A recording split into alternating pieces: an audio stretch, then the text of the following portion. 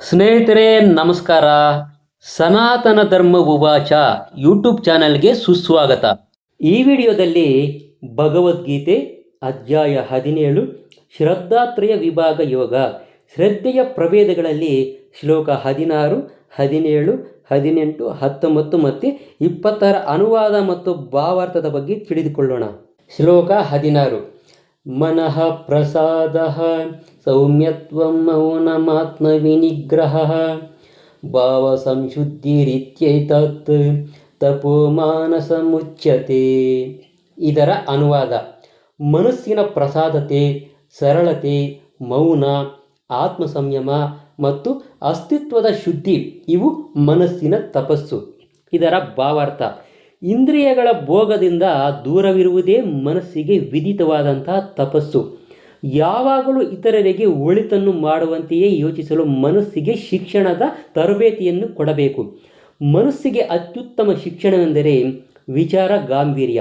ಮನುಷ್ಯನು ಕೃಷ್ಣ ಪ್ರಜ್ಞೆಯಿಂದ ಹೊರ ಹೋಗಬಾರದು. ಇಂದ್ರಿಯಗಳ ಭೋಗವನ್ನು ಯಾವಾಗಲೂ ದೂರವಿಡಬೇಕು. ತನ್ನ ಸ್ವಭಾವವನ್ನು ಶುದ್ಧಿಗೊಳಿಸುವುದೆಂದರೆ ಕೃಷ್ಣ ಪ್ರಜ್ಞೆಯನ್ನು ಪಡೆಯುವುದು.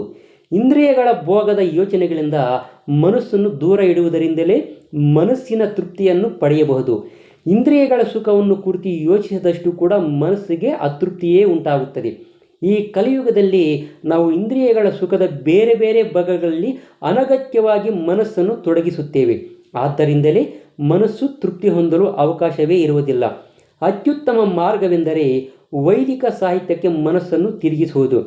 ಪುರಾಣಗಳಲ್ಲಿ ಮತ್ತು ಮಹಾಭಾರತ, ರಾಮಾಯಣ ಇವುಗಳಂತೆ ವೈದಿಕ ಸಾಹಿತ್ಯವು ತೃಪ್ತಿ ಕೊಡುವಂಥ ಕಥೆಗಳಿಂದ ತುಂಬಿ ಹೋಗಿವೆ. ಮನುಷ್ಯನ ಈ ಜ್ಞಾನದ ಲಾಭವನ್ನು ಪಡೆದುಕೊಂಡು ಪರಿಶುದ್ಧನಾಗಬಹುದು. ಮನಸ್ಸಿನಲ್ಲಿ ಕಪಟವಿರಬಾರದು. ಮನುಷ್ಯನು ಎಲ್ಲರ ಹಿತವನ್ನು ಕುರಿತು ಯೋಚಿಸಬೇಕು. ಮೌನ ಎಂದರೆ ಮನುಷ್ಯನು ಯಾವಾಗಲೂ ಆತ್ಮ ಸಾಕ್ಷಾತ್ಕಾರವನ್ನು ಕುರಿತು ಯೋಚಿಸುತ್ತಾನೆ ಎಂದು ಅರ್ಥ. ಕೃಷ್ಣ ಪ್ರಜ್ಞೆಯಲ್ಲಿರುವಂಥ ಮನುಷ್ಯನು ಈ ಅರ್ಥದಲ್ಲಿ ಪರಿಪೂರ್ಣ ಮೌನವನ್ನು ಆಚರಿಸುತ್ತಾನೆ.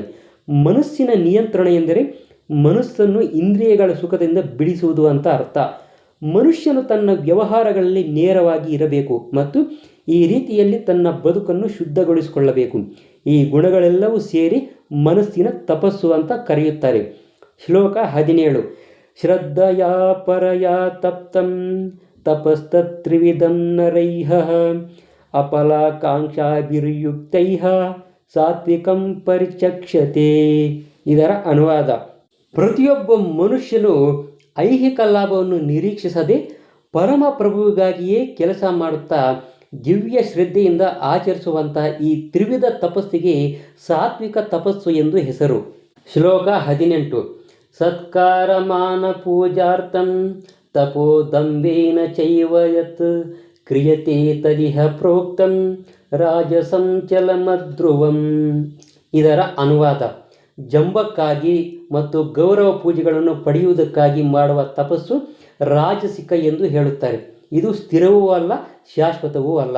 ಇದರ ಭಾವಾರ್ಥ: ಕೆಲವೊಮ್ಮೆ ಮನುಷ್ಯರು ಜನರನ್ನು ಆಕರ್ಷಿಸಿ ಇತರರಿಂದ ಸನ್ಮಾನ, ಗೌರವ ಮತ್ತು ಪೂಜೆಗಳನ್ನು ಪಡೆಯಲು ವ್ರತ ತಪಸ್ಸುಗಳನ್ನು ಆಚರಿಸುತ್ತಾರೆ.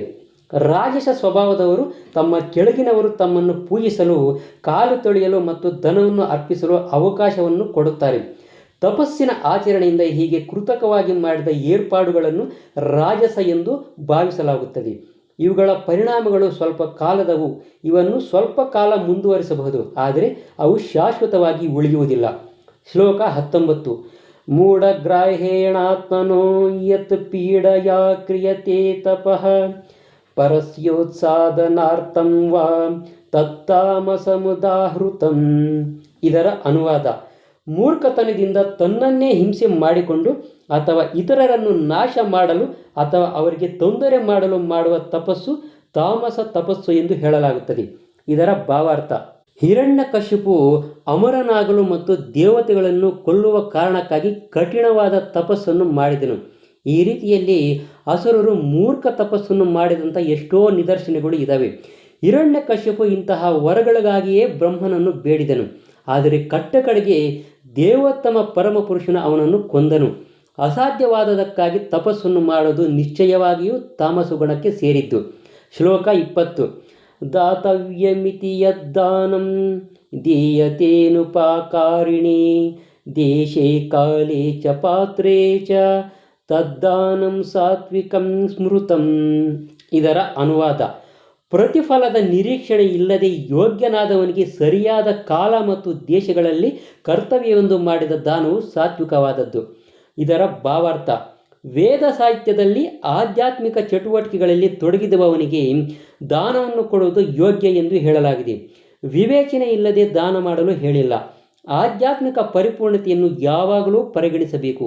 ಆದ್ದರಿಂದ ಯಾತ್ರಾ ಸ್ಥಳಗಳಲ್ಲಿ, ಚಂದ್ರಗ್ರಹಣ ಮತ್ತು ಸೂರ್ಯಗ್ರಹಣಗಳ ಸಮಯದಲ್ಲಿ, ತಿಂಗಳಿನ ಕೊನೆಯಲ್ಲಿ, ಇಲ್ಲವೇ ಯೋಗ್ಯ ಬ್ರಾಹ್ಮಣರಿಗೆ ಅಥವಾ ವೈಷ್ಣವರಿಗೆ, ಅವರ ಭಕ್ತರಿಗೆ ಅಥವಾ ದೇವಾಲಯಗಳಲ್ಲಿ ದಾನ ಮಾಡುವುದು ಯೋಗ್ಯ ಎಂದು ಹೇಳಲಾಗಿದೆ.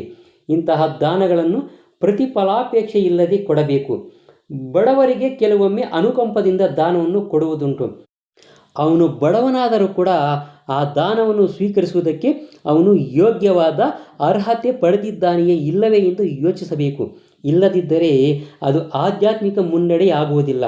ಇತರ ಮಾತುಗಳಲ್ಲಿ ಹೇಳುವುದಾದರೆ, ವೇದ ಸಾಹಿತ್ಯವು ವಿವೇಚನೆ ಇಲ್ಲದ ದಾನವನ್ನು ಯೋಗ್ಯ ಎಂದು ಹೇಳುವುದಿಲ್ಲ. ಸ್ನೇಹಿತರೆ, ಇದೇ ಥರ ಇನ್ನಷ್ಟು ಆಸಕ್ತಿಕರವಾದ ವಿಷಯಗಳನ್ನು ನೀವೇನಾದರೂ ತಿಳ್ಕೋಬೇಕು ಅಂದರೆ ದಯವಿಟ್ಟು ನಮ್ಮ ಸನಾತನ ಧರ್ಮ ಉವಾಚ ಅನ್ನೋ ಯೂಟ್ಯೂಬ್ ಚಾನಲನ್ನು ಸಬ್ಸ್ಕ್ರೈಬ್ ಮಾಡ್ಕೊಳ್ಳೋದನ್ನು ಮಾತ್ರ ಮರಿಬೇಡಿ. ನಮಸ್ಕಾರ.